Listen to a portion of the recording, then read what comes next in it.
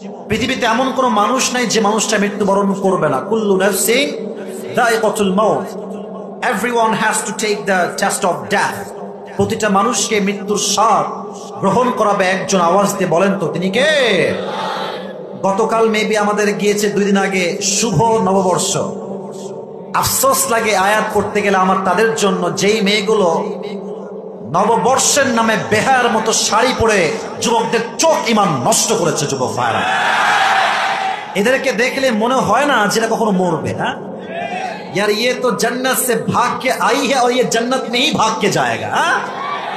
শাড়ি পরে এমন একটা অবস্থা। আর কিছু কিছু মেয়ে দেখবেন নামাজ কালামের কোনো খবর নাই, হ্যাঁ, চেতনা দেখায়, চেতনা। হ্যাঁ, ইতিহাস জানে না, সমাজের সভ্যতা বোঝে না, এবং এই মেয়েগুলো জীবনে ভালো স্বামীও কখনো খুঁজে পায় না।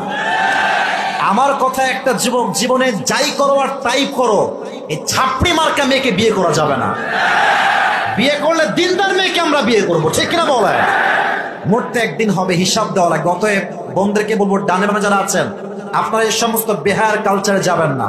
আপনার কথা হবে একটা, যদি আমি চরিত্র বানাতে পারি, আল্লাহ আমাকে নিজেই চরিত্রবান যুবক দান করবে, ঠিক কিনা?